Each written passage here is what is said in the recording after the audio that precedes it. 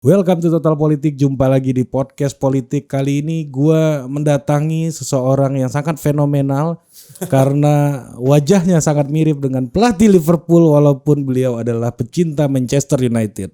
Selamat datang, Bang. Sebetulnya si Jurgen Klopp yang mirip gue. Iya, lu lebih tua lu kayaknya. Enggak tuan dia. Terima kasih Bang Haris Azhar. Siap. Udah mau didatengin.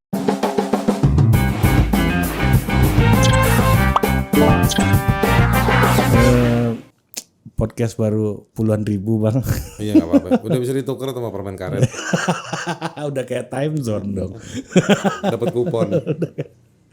Nih gue di ruangan kerja Bang Haris Azhar ternyata ada foto sama Presiden Amerika nih. Lu antek Amerika Bang ya? Kurang lebih. Ini di mana nih Bang kejadiannya Bang? Di New York. September tahun 2014. Waktu itu gue ikut di pemerintah Amerika kan suka bikin program ngundang datang ke Amerika tuh, namanya IVLP. Nah di tahun 2014 itu ada program khusus di dalam IVLP namanya Standing with Civil Society. Dibilangnya itu projectnya Obama lah. Jadi Obama pengen ada yang khusus gitu. Nah kalau IVLP itu biasanya satu rombongan tuh dari satu negara. Nah cuman yang Standing with Civil Society ini itu 30 negara, masing-masing negara satu orang. Jadi gue cuman sendiri dari Indonesia waktu itu ketemu sama orang-orang dari Arab Saudi. Waktu itu lu di Kontras ya berarti Mesir. ya? Gue waktu itu masih di Kontras. Ya. Masih di Kontras, masih aktif di sana. Ya, dan bertemu 30-nya ketemu. Enggak, dari 30 itu hanya 7 orang yang dipilih untuk ketemu sama Obama. Sebelum Obama, waktu itu kita diundang acara di lunch gede gitu di Clinton Global Initiative. Jadi biasanya orang sebutnya Clinton Foundation. CGI itu waktu itu ada acara bareng Samsung untuk project apa gitu. Tapi sebelumnya Obama datang ngasih pidato dan pidatonya keren banget soal bagaimana peran masyarakat sipil dalam jago pidato dong. Iya, dalam demokrasi. Jadi ada di YouTube juga, jadi kalian bisa cari itu di Clinton Global Initiative Obama Speech September 2014. Gitu. Menurut gue itu pidatonya jauh lebih keren ketika dia kampanye. Dia bisa ngejelasin secara lebih detail bentuk-bentuk partisipasi warga untuk mengkritik, untuk membangun. Semuanya ada di sana di dan termasuk juga beliau kan juga presiden yang lahir dari public participation kan, OVA itu kan, Organizing for Action Obama for America gitu. Dia kan lawyer juga dulu ngurusin korban-korban kesehatan ya gara-gara asbes, penggunaan asbes di Amerika. Bukan hanya lawyer tapi juga ikut berceramah dia. Iya, dia edukator juga. Dan itulah mungkin ya 100 tahun lagi Amerika belum tentu punya presiden kulit hitam kayak Obama gitu. Dan ya ketika itu 7 orang dan lu salah satunya Bang ya. Karena foto model. Karena gua dianggap mantan foto model. Yang pindah profesi ke foto keliling. Gila Bang Haris. Jadi sebenarnya gue udah lama banget gitu memperhatikan Bang Haris gitu dari tahun pertama kali gue ngelihat lu tuh 2010 Bang. Terus lo nepsong sama gue. Gokil. Nah jadi di 2010 tuh jumpa tokoh lintas agama gitu. Jadi tadi lu cerita itu. Iya 9 kebohongan SBY. Iya betul. Iya kan waktu itu ada Biku Fanyavaro, ada Buya Syafi'i Ma'arif, ada siapa Romo Magnis gitu ya. Gue baru tahu Romo Magnis Vespanya keren banget Bang. Waktu itu dan gue lihat itu. Build up tuh. Build up ya. Gue pernah nanya sama dia soalnya. Karena gue juga pernah ngecek di dealer Vespa, nggak ada yang mirip dia. Iya makanya ini keren banget di Vespa. Ada gue tanya sama si Romo, kata Romo, wah ini dari luar negeri. Ini dari luar negeri kata tuh. Kan gitu ngomongnya Romo Magnis kan. Itu di Tuprok waktu itu ya? Iya Tugu Proklamasi gitu. Dan gue ingat lu gara-gara gue lagi jalan tiba-tiba lu pakai toa. Ayo ambil baris aja, ayo. Di belakang gua kaget gua, di apaan gitu. Lu organisir apa waktu itu korban HAM kalau nggak salah gue waktu Iya, itu. karena itu Kamisan ya itu ya pakai Karena baju itu hitam-hitam gitu. aksi rame-rame kan, teman-teman kontras tuh kebagian ngorganisir apa gitu. Dan ya disitulah gue ngelihat Bang Haris dan mukanya langsung gue teringat gitu Iya, Bang. iya. Lu punya Lo ini ya memori buruk terhadap gua tuh berarti ya. awalnya agak buruk Bang, tapi nempel Bang di kepala gue Bang. Dan apa namanya, lu adalah orang yang punya visual karakter yang kuat banget gitu Bang. Jadi kalau dikartunin tuh muka lu tuh pasti langsung ini tahu nih Aris Azhar nih, kayak Bernie Sanders, Michael Jordan gitu. Bagian ini lihat kartunnya dari sini nih. Ini gua nggak tahu nih apakah Bang Haris atau bukan, tapi gue yakin tuh Bang Haris tuh. Iya, itu gue. Iya kan, karakter visual lu kuat banget. Lu ngerasa nggak Bang itu sebagai mantan foto model? Sebenarnya secara kontekstual gue berasa. Kontekstual karena mungkin gue punya apa darah atau keturunan yang original bukan di luar apa namanya entitas adat yang ada di Indonesia. Sebenarnya sebetulnya karakter ini banyak kalau lu pergi ke Sumatera Barat daerah Pesisir apa namanya Pariaman ya. Pariaman atau lu pergi ke Aceh di PD di mana sebenarnya karakter muka atau fisik kayak gini sebetulnya banyak, atau misalnya di Indonesia Timur di Maluku atau di Sumba. Di Sumba itu orang selalu menganggap bahwa nenek moyangnya dari India Oke. gitu. Nah, yang karakter kayak gini sebenarnya ada. Cuman karena kita di Jakarta dan Jakarta kan kayak semacam apa outletnya Indonesia. Iya. Dan standar persepsi di Jakarta fisik itu nggak kayak begini gitu. Jadi gue tuh dianggapnya sebagai oh ini apa namanya fisiknya mukanya nggak Indonesia gitu. Jadi suka dicengin dari kecil gitu dengan. Lu dulu panggilnya Pijay kan ya di NGO kan. Enggak juga. Itu cuman beberapa orang aja. Tapi dari kecil gue semua udah jadi korban stigma humor kan. Dipanggil dengan identitas-identitas kewilayahan di luar Indonesia kayak gitu. Objek tertawaan. Nah itu kayak begitu. Jadi tapi sebetulnya gue justru kalau gue ke Indonesia Timur fisik kayak begini nggak mengagetkan orang. Kalau gue ke Aceh nggak mengagetkan orang karena yang kayak begini banyak, hitam, agak tinggi, berewokan gitu banyak. Ya itu. Jadi memang ya kalau tadi pertanyaan lo apa? Karakter visual. Karakter visual itu gue nggak ngerti. Lu ngerasa nggak gitu orang ngelihat bentuk lu langsung tahu gitu? Tapi kalau sering divisualin dalam kartun, dalam hal-hal tertentu ya sering sih kejadian kayak gitu. Atau diidentikan sama siapa profesornya film La Casa del Papel. Iya. Ini baru tahu gue. Manihes. Manihes atau Jurgen Klopp. Jurgen Klopp. Itu kan sebetulnya orang cuma ngebeli di brewoknya sama kacamata. Kacamata. Tapi memang secara overall cepat suka disama-samain. Tapi sebetulnya kalau lu perhatiin hidungnya, matanya, apa namanya pipinya segala macam, ya beda. Cuman ya kan orang persepsi cepet ya. Tapi kalau waktu lu di kuliah di Inggris kan cepet juga orang wah ini bagian dari kita nih, orang Pakistan segala macam kan banyak banget. Sebetulnya di sana begini, kalau di kampus waktu gue kuliah di Inggris atau di sana, memang di Eropa atau di Inggris orang Asia Selatan banyak. Iya. Dan tambah banyak. Londonistan kan istilahnya sekarang. Ada istilahnya itu dulu mereka European getting dark. Oke. The European getting dark. Jadi artinya apalagi masa-masa Suriah yang banyak pengungsi lari ke Eropa. Itu istilah itu juga cuma lumayan juga dipakai tuh. Jadi tambah banyak orang kulit berwarna di Eropa.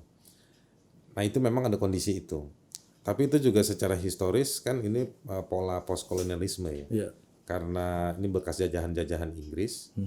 Jadi mereka juga cukup nyaman ke Inggris. Karena Inggris juga ada politik sadar dosa kan. Yeah. Jadi welcoming mereka lebih gampang, bahasanya juga gampang.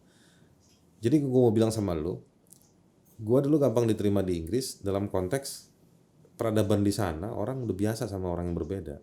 Oke, imigran ya. bukan imigran aja, sekolah-sekolah juga. Kampus mereka kan Inggris itu punya standar edukasi nomor 1 di dunia. Nah, jadi konsekuensinya orang dari ratusan negara ini pada datang ke sana sekolah. Di kampus itu ketemu orang dari Yunani, dari Kolombia, dari Burkina Faso, ada semua di sana. Nah, jadi ya ngelihat yang berbeda itu nggak ada yang kaget. Burkina Faso, Anda tahu nggak itu di mana Burkina Faso? Bukan Burkina Faso, Fasum ya. Iya. Fasilitas umum itu. Ya.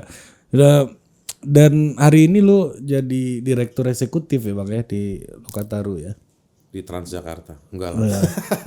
Kalian gue kira lu masuk TGUPP. Iya, TGUPP. Ya, di Lokataru jadi direktur eksekutif di foundationnya. Ya, ya. Kan Lokataru ada 2, ada foundation, ada firma. Ya, dan gue nggak tahu ya, ini kesan gue ya dari lama gue ngelihat lu Bang, lu kayaknya keluar dari pakem lah, yang dulu di CSO, yang dulu ya seperti lembaga-lembaga CSO macam Kontras gitu ya, yang udah established dan sudah panjang gitu cerita perjalanannya gitu. Tiba-tiba setelah jadi direktur eksekutif lu bangun kekuatan sendiri yang metodenya sangat beda gitu dengan apa yang teman-teman di CSO lakukan selama ini, yang organisir, yang advokasi langsung ke korban. Nah, tapi sekarang lu memilih cara lebih masuk ke publisitas, masuk ke arena yang agak profitable gitu. Apakah lu gimana sih transisinya ini Bang, atau lu merasa ini ya udah gue ngerjain apa yang gue pikirin aja gitu? Sebetulnya bukan itu tujuannya. Tujuannya bukan apa tadi pertanyaannya, keluar dari pakem. Ya pakem. Sebenarnya bukan itu. Cuman akhirnya kesimpulannya dalam beberapa hal keluar dari pakem. Kenapa pertanyaannya? Pertanyaannya karena harus menyelesaikan masalah atau tantangan atau opportunity yang kita ketemu. Atau tantangan, masalah atau opportunity itu juga kadang-kadang sebenarnya irisan sama beberapa yang dulu pernah gue kerjain atau teman-teman gue dulu yang dulu misalnya kayak gitu.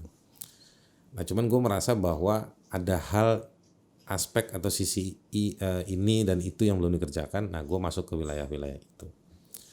Lalu gue melihat masalah kadang-kadang nggak bisa kalau hanya cuman begini, maka harus dilakukan upaya ini dan upaya itu. Nah, itu sebetulnya kenapa orang kadang-kadang suka bilang, wah lu kayaknya udah nggak kayak dulu, lu keluar dari pakem apa segala macam. Emang ada yang bilang kayak gitu Bang? Ada yang kayak lo, yang kayak lo gini, ada yang. Gue FYI nggak denger cerita orang tentang lu ya Bang, karena gue ngeliat aja. Tapi ada. Gue sendiri juga merasa bahwa dulu gue nggak ngerjain yang ini, sekarang gue kerjain misalnya kayak gitu-gitu. Nah itu. Tapi ini sebetulnya juga udah gue kerjain dari dulu. Apa metodologi gue ini atau gaya gue ini, zaman gue masih di Kontras, yang tadi lu bilang lu dulu masih di komunitas CSO gitu. Gue juga dulu melakukan sejumlah hal yang nggak biasa lah. Yang gue harus lakukan tindakan ini dalam rangka supaya dapat itu, atau supaya ngegolkan agenda advokasi ini dan lain-lain. Itu kita kerjain juga dulu. Kenapa gue sebut kita ya, karena gue bukan sendirian juga, dulu ada tim gue di Kontras juga yang bantuin gitu.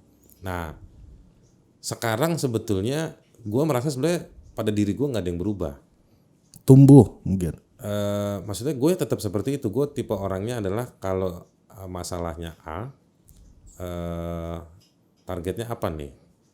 Targetnya apa? Nah itulah masalah dan target itu yang akan menentukan cara kita. Nah kebetulan gue mengembangkannya ketika gue udah nggak di Kontras lagi adalah gue menempuh masuk atau melakukan hal-hal yang bisa dibilang ini ada cara kayak gini, ini ada si platform ini ada si ini begini. Nah itu kita bisa masuk ke sana, ngerjain itu, nyambungin ke situ. Atau yang ini belum dikerjain, sementara teman-teman udah rame di sini, ini yang kita coba garap juga. Kayak gitu-gitu sih sebenarnya menurut gua. Ya, dan gue banyak kenal lah senior-senior yang dulunya di CSO ya, tapi transisinya nggak kayak lu lah gue bilang. Apa namanya, ada yang misalnya tadinya di CSO Terus sebagai implementor terus masuk ke funding. Ada yang kemudian ke pemerintah pemerintah, ada yang kemudian jadi jadi dosen. anggota DPR, jadi dosen masuk ke partai.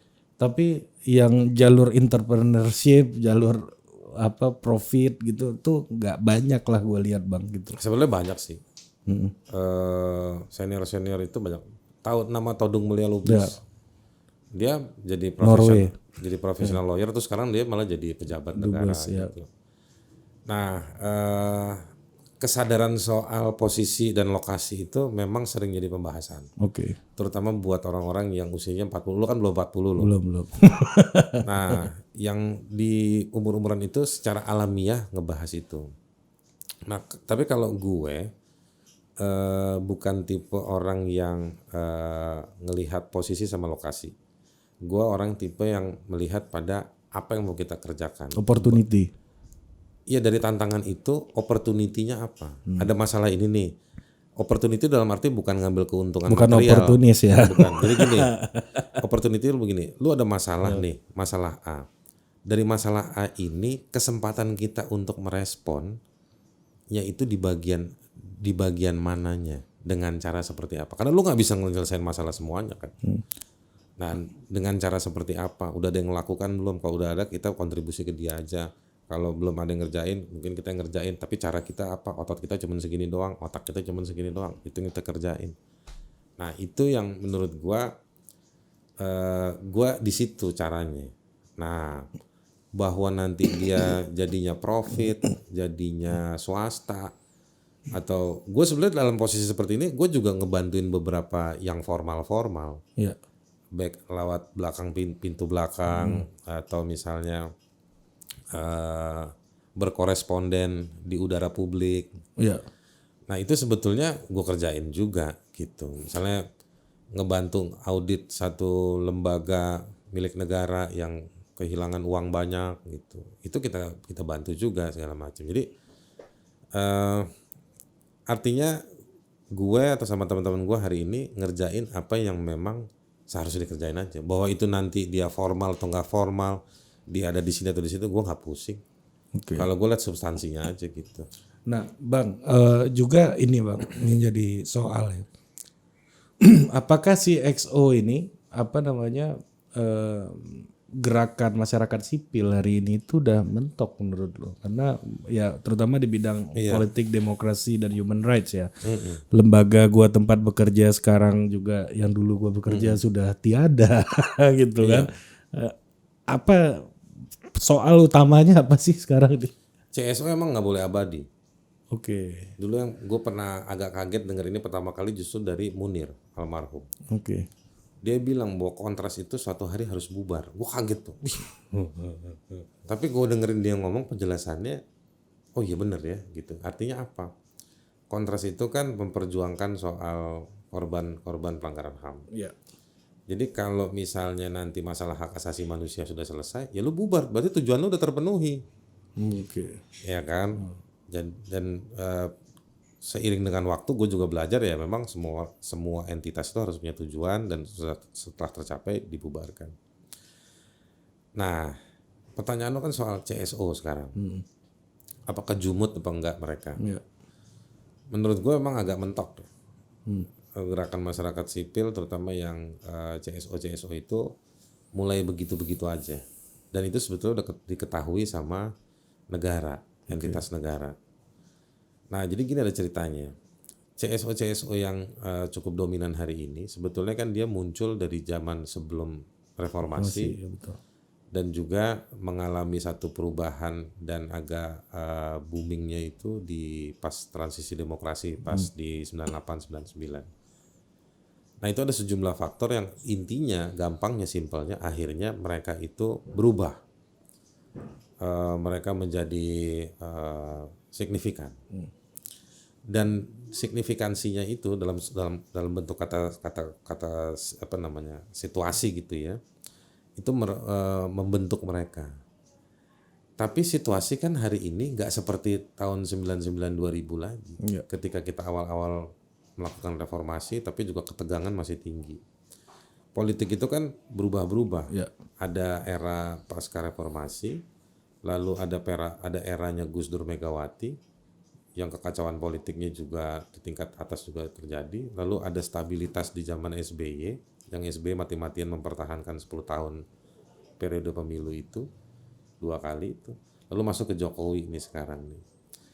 Nah ini korespondensi CSO itu kan dengan warga, swasta dan juga negara. Ya, triangulasi lah itu. Swasta akumulasi modalnya, kapitalnya tambah gede. Ya kita bisa diskusi lah soal apakah ada kecurangan atau tidak. Tapi kecanggihan swasta ada, modalnya tambah gede. Berperan juga dalam sejumlah kejahatan, iya. Negara ya kan makin tergadaikan, tetapi dia forefront, dia ada di depan terus, dia memfasilitasi swasta terus, memfasilitasi pembangunan ekonomi terus, materialistis dan lain-lain. Kegiatan-kegiatan politik, keributan-keributan politik kadang-kadang berkorelasi dengan modal, uang dan lain-lain. Nah masyarakat sipilnya dia mengawasi dua ini, swasta dan negara. Berkembang sih, masuk ke tema-tema yang banyak, berkembang segala macam. Tapi gue juga melihat belakangan, makin hari gue belakangan ini beberapa tahun ini melihat bahwa teman-teman itu kedodoran ngelihat lebih jauh problem di negara dan di swasta. Dan kemudian responnya juga masih pakai gaya yang lama. Oke, hitam putih juga ya. Ya hitam putih sih gue sih nggak ada masalah. Moral standing ya. Moral standing itu nggak ada masalah. Tapi moral standing itu kan harus konkretnya harus bisa lebih jauh lagi. Nggak bisa hanya sekedar pergi ke, kan bayangannya kan cuma 3 imajinasinya. Diskursus publik, media, pengadilan atau sarana formal, atau misalnya akses. Ini aja. Tapi kecenderungan akses ini udah makin karena melihat negara ini memang akhirnya pilihannya nggak mau kooperatif terlalu dekat lagi karena sering dibohongin sama negara atau sama swasta. Kapok ya. Tapi maksud gua akses itu bukan sekedar duduk bareng terus difoto diupload, tetapi bagaimana membawa. Nah, negara makin menutup diri kan hari ini rejim Jokowi ini. Dia mau urusan sama masyarakat sipil, hanya masyarakat sipil yang dapat blessing dari mereka. Ya. Sejumlah teman kan udah nggak dapat blessing. Emang ada bang CSO yang diundang makan siang di istana gitu? Ada, tapi ya itu CSO yang akhirnya kita bilangnya ya dia pro istana. Kalau di istilah-istilah di dunia itu namanya gonggos, governmentnya NGOs. Apa namanya? Ya orang NGO yang pro pada government, gitu. Nah, tapi sebenarnya konsep itu juga nggak salah. Tetapi selama kontennya benar, bukan membenarkan kontennya negara, betul. Gitu. Nah ada teman-teman yang menurut gua Kontras, YLBHI ini top lah, strict, tegas, jelas. ICW gitu. ICW sebetulnya belakangan aja makin tegas. Kalau bola dari sini gue juga sampein, gue punya beberapa kritik juga sama ICW sebetulnya. Yang awal-awal dulu nggak terlalu tegas terhadap rejim Jokowi. Terbawa arus populisme. Ya terbawa namanya engagement dulu dalam gerakan masyarakat sipil itu ada nama teorinya, nama teori engagement, kerjasama itu. Nah, cuman kan ada belakangan ya bahasa gue nih ya ketipu lah. Iya kan gitu, ketipu. Nah ya Walhi banyak aktivisnya, petinggi-petingginya, alumninya yang juga kerja sama rejim yang berkuasa maupun rejim yang menentang. Toh juga yang menentang akhirnya mau jadi rejim, jadi berkuasa juga. Nah kayak gitu. Jadi ada perdebatan kalau gue ngobrol secara partikular dengan beberapa teman-teman di jaringan lingkungan hidup ya gitu. Banyak juga mereka yang resah juga gitu. Tapi itu menarik lah karena Walhi itu gede ya. Jadi dinamikanya jauh lebih seru gitu. Nah, tapi kalau menurut gue sih dua lembaga yang organisasi yang menurut gua angkat topi ya Kontras bukan karena gua bekas di Kontras ya. Tapi menurut gua mereka cukup tergopoh-gopoh dalam artian memang mati-matian jadi critical group, dan juga YLBHI, terutama YLBHI setelah dipimpin sama Aswinawati. Tegas, aktif gitu. Nah, jadi memang representasi konten yang melawan rezim itu hanya tinggal sedikit. Gue menyebutkan tadi Kontras sama YLBHI, ICW juga sekarang dan beberapa lagi. Tapi ini akhirnya membesar. Satu lagi yang gue juga cukup apresiasi misalnya ya KPA gitu ya, terutama zamannya si Dewi ini itu juga udah mulai kencang gitu. Tapi juga dinamikanya sempat ada konflik segala macam di jaringan advokasi tanah dan lain-lain. Tapi menurut gua ini kita nikmatin aja semua. Yang perlu dipikirkan adalah bagaimana mengembalikan relevansi entitas masyarakat sipil dalam situasi-situasi publik ini ya, negara yang makin anti kritik ini. Dan tapi kan rezim ini juga didukung penuh oleh kelompok masyarakat sipil pada awalnya. Pendukungnya ya, misalnya Bang Hilmar Farid gitu kan, Praksis dulu kan. Terus ada banyak bos, Pak Teten. Banyak banget gitu loh. Banyak banget. Karena itu kan dulu juga akumulasi kan kalau dalam pendekatan historisitas gitu ya, kesejarahan yang terus berlangsung. Dulu ini kan semua matang di zaman Jokowi. Konfrontasi dengan negara itu matang di zaman Jokowi gitu. Jadi begitu tapi yang lucunya waktu matang itu bukan di zaman Jokowi, di zaman SBY. Ya. Begitu di zaman begitu SBY-nya turun, muncullah dua kandidat baru gitu. Jadi artinya sebetulnya teman-teman ini juga bukan yang menggulingkan kekuasaan, tetapi hanya ikut di para kontestan. Karena di gengnya Prabowo juga ada NGO, ada juga gitu. Iya. Termasuk misalnya gitu, gue atau siapa gitu, begitu kita ngeritik Jokowi dibilang anti temannya Bowo. Iya, kan. Di awal-awal dulu kita kan juga dipakai sama pro Jokowi untuk ngademin Prabowo. Betul. Ya, terutama soal human rights waktu karena kita Kontras itu berdiri bos gara-gara Prabowo. Iya. Kontras itu S-nya bener Soeharto bang. Kontras Soeharto. Iya. S-nya gede kan dalam kotak. Gitu. Nah, jadi akumulasinya di situ. Tapi sebenarnya itu opportunity aja. Dia bukan hasil kerja yang bombastis untuk mengoreksi SBY. Kebetulan ada barang ini dipakai lah sama kontestan gitu kan ya. Iya, jadi ya meresap lah dipakai. Jadi memang materi-materinya teman-teman CSO ini kan sebenarnya dalam banyak hal mereka orang pinter. Tadi lu nyebutin siapa? Hilmar Farid. Iya. Itu orang dahsyat pak. Iya gila. Pemikirannya luar biasa, jaringannya bagus. Yang kayak gini banyak. Jadi diserap mereka.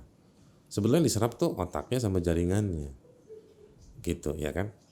Nah itu juga menandakan bahwa partai politik itu ada mungkin ada banyak krisis. Jadi harus belajar dari teman-teman CSO. Bahkan lu di Demos. Iya. Lu studi soal aktor demokrasi kan. Betul. Bagaimana orang-orang di bawah itu. Ini baru mau ngomongin nih. Bagaimana orang-orang di bawah itu dibukain pintu sama partai-partai untuk masuk. Untuk go politik tapi sebenarnya buat partai itu untuk mendulang voters. Iya. Partainya eksis lewat si aktivis-aktivis ini. Ini sama kayak nyewa artis lah ya. Nyewa artis. Nah, tapi aktivis-aktivis ini tetap harus cium tangan sama ketua umum. Harus ikut ini kultur feodalnya. Ini maksudnya bahasa ini ya, metafor ya, cium tangan ya, bukan bener cium tangan. Walaupun literally juga gue tahu ada. Iya. Ada ya. Mungkin bisa lu sebutin namanya. Jangan dong, bahaya.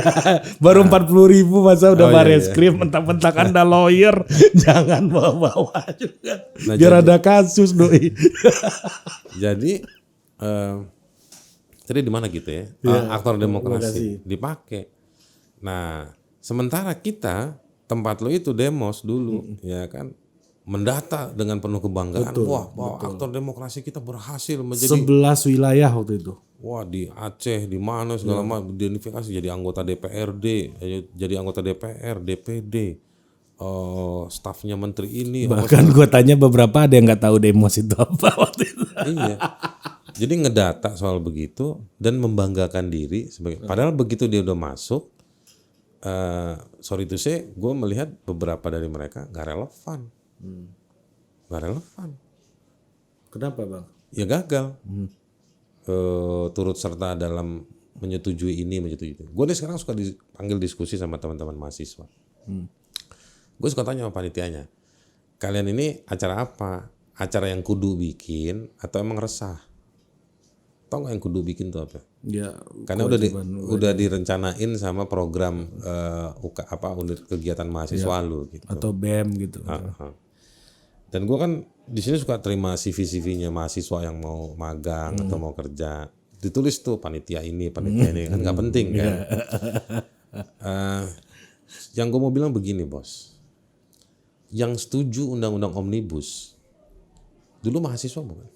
Iya. Sebagian aktivis bukan? Iya. Sebagian pimpinan organisasi mahasiswa bukan? Iya. Iya. Artinya apa? Artinya ngeritik, menjadi kritis. Ada dalam grup yang kritik, critical group. Kadang-kadang itu emang sebuah kesadaran atau sebuah keikut-ikutan. Ya. Udah direncanakan sama yang lain gitu. Dan atau sebuah pilihan untuk ugal-ugalan. Nah, lu nggak takut bang banyak temen lu yang marah ini bang? biarin aja. Karena begini bos, kalau kita nggak diskusi kayak begini, kita nggak berani bikin definisi baru. Kita nggak berani mereposisi baru. Kenapa? Karena menurut gua bukan mau bilang bahwa omongan gua bener, tapi dengan omongan gua atau omongannya siapapun, orang jadi mau sama-sama introspeksi, bukan karena omongan gua, tetapi juga karena situasi. Ya tapi kan parah. Tapi gua ngomong gini udah sering ke beberapa temen, yang lu bilang senior itu, gua suka protes juga, gitu. Dan jadi balik ke tadi aktor demokrasi dulu nih, gue mau jelasin. Ini banyak nih. Karena banyak temen gue yang bagus, keren. Sebut nama dong. Oh banyak bos. Kan banyak, lu sebut 2 aja. Nih gue kasih tau sama lo. Gue belajar soal konsep HAM untuk air dan pulau-pulau kecil dari Kiara. Tahu Kiara nggak? Satu organisasi yang ngurusin isu keadilan buat nelayan dan perikanan. Bagus, gue belajar dari mereka, gue baca bahan-bahannya mereka. Gue orang yang banyak diedukasi secara advokatif ya dalam kerja advokasi di jaringan Walhi, gitu. Gue berurusan sama mereka. Aktor pro demokrasi ini ya. Aktor sosial, belajar dari mereka gitu. Jadi bahan-bahan mereka tuh, gue teman-teman, gue gede di CSO dan gue mateng. Cukup belajar menikmati banyak. Dulu kita punya istilah kontras itu adalah fakultas HAM yang nggak ada universitasnya. Karena gue belajar HAM itu dari protesnya korban, nangisnya korban, ngelihat hidupnya mereka segala macam. Jadi gue nikmatin itu, gue belajar. Gue nggak bilang sukses, tapi gue belajar dari mereka ini semua. Tapi gue boleh juga dong di saat kemudian atau di saat bersamaan untuk menodong berbagi peran dan lain-lain. Nah, yang lu risetin itu bersama BPD, oleh Tornquist itu, ya kan, aktor demokrasi itu, gue juga punya kritik. Menarik, gue baca buku-bukunya Demos, demokrasi di atas pasir. Apa itu segala macam. Kebetulan kan bos lu dulu almarhum Asmara Nababan, ketua board kita juga, gitu. Gue juga banyak diskusi sama dia, nanya-nanya, nyolong-colongan, kan orang ilmunya banyak, pengalamannya banyak. Ya, dia udah kemana-mana kan. HAM itu semuanya beliau kan. Jadi gue juga belajar. Tapi yang mau gue bilang dalam soal aktor demokrasi itu alamnya beda begitu jadi pejabat. Betul. Tantangannya beda. Nah, Lu kalau cuma mau nganterin doang ngapain gitu? barangnya NGO itu salah satu syarat penting yang sukses bisa dorong orang ke go politik itu. Ya, go politik. Tapi ketika dia in politik di politik praksisnya, di formalnya itu dia seperti apa? Nah itu pasti dicek juga. Iya, riset jauh kan sampai situ. Gue nggak tahu, gue belum baca, Betul. belum baca bahannya Demos atau Oleh atau siapapun yang mengukur efektivitas teman-teman yang udah di dalam sana. Gak ada sih. Itu dia, nggak ada. Betul. Bahwa dia melihat politik demokrasi elektoral itu sangat cross seksional ya. Jadi harusnya longitudinal gitu. Ada fase pra pemilu, fase pemilu, fase memerintah, dan setelah itu ingin Fase formal ya betul. kan nggak selamanya memerintah. Dia kan, tapi cuma fase formal. dia cuma sampai ini Bang, sampai go politik, bahkan sampai udah kandidasi aja udah nggak ada risetnya. Dalam hak asasi manusia kan begini nih, pemerintah kan suka jawab tuh PBB bilang Indonesia sudah punya ini. Nah, yang disebutin punya ini tuh badan dan teks regulasi. Tetapi dalam hak asasi manusia ada prinsip namanya progressive realization. Realisasi yang semakin maju. Nah, bahasa ini dirubah dengan istilah lain tapi mirip maknanya dengan prinsip answerabilitas. Jadi London School of Economy bersama kantor MDGs Millennium Development Goals pernah bikin satu riset yang nama risetnya Accountable to Whom. Nah, jadi dia mengukur efektivitas MDGs dengan prinsip hak asasi manusia. Tapi prinsip hak asasi manusia dibungkus dengan 3 hal. Satu yang namanya akuntabilitas, kedua aksesibilitas, yang ketiga answerabilitas. Untuk singkatnya aja nih gue mau bilang sama lo, yang answerabilitas. Jadi prinsip hak asasi manusia dia harus simpelnya nih diterapkan dan menjawab masalah. Answerability, dapat menjawab masalah. Masalahnya apa? Kemiskinan. Terapkan prinsip HAM dengan program pembangunan dan dalam waktu tertentu mudah-mudahan kemiskinan itu teratasi. Nah, itu menjawab. Jadi butuh tindakan, bukan sekedar ngesahin regulasi, bikin institusi. No. Nah, jadi begitu teman-teman kita atau siapapun yang masuk ke kekuasaan, dia harus ngejawab masalah. Mana buktinya? Gitu. Banyak orang yang masuk di kekuasaan kemudian berlomba-lomba cari headline di media. Si ini .2 mendirikan satgas ini. Hasil satgasnya mana? Nggak dinaikin ke berita. Iya, padahal Haris Azhar nggak nyari-nyari headline terus gue lihat.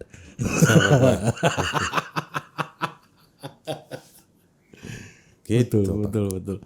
Dan Bang, artinya lu tadi di luar sempat bilang ke gue bahwa konsep aktor prodem ini melahirkan apa yang namanya populisme gitu. Iya.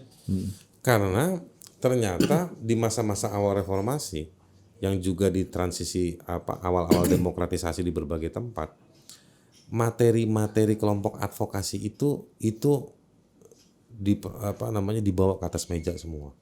Dan semua orang mengafirmasi bener nih yang dibilang Walhi, bener nih yang dibilang ICW, bener nih yang dibilang YLBHI, bener nih yang dibilang ini, semua dibilang. Karena mereka kan memang dedikatif, teruji, frameworknya jelas gitu, pokoknya hasilnya bagus, ya kan? Dan barang-barang itu kemudian diadopsi materinya dan cara penyampaiannya, cara-cara performa penyampaiannya diadopsi. Semua bicara korupsi, semua bicara lingkungan hidup, semua dibicarakan. Karena itu memang problem yang dirasakan sama masyarakat. Masyarakat terwakili dengan lembaga-lembaga ini, oke? Dan banyak lembaga-lembaga lain atau aktor masyarakat sipil lain mewakili problem-problem yang ada di lapangan. Nah, laku kan? Nah, sempat laku keras dulu. Laku keras. terus dilihat sama orang-orang yang mau masuk politik.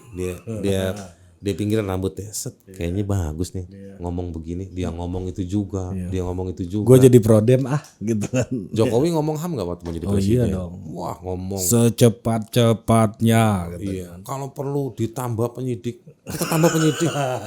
KPK. Ya, Personelnya mirip banget bos. kalau kurang budget, kita tambah budgetnya. Duitnya ada. Nah, ya kan, semua bicara hal-hal tersebut. Dan dia bicara pemimpin-pemimpin ini, orang yang mau go politik ini bicara. Jadi gue mau bilang begini, hati-hati juga kelompok-kelompok advokasi ini begitu ngeluarin satu barang, karena barang itu dipakai sama orang lain di area-area yang gak terakses oleh publik dan seolah-olah itu dari dia. Dan dia punya tenaga yang lebih kenceng gitu ya. Dia punya budget, gizi yang lebih baik gitu. Dia punya duit bos buat mobilisasi, ya kan. Dia bisa bikin publikasi sendiri, seolah-olah itu dia yang bicara. Populis lah dia di situ. Oke.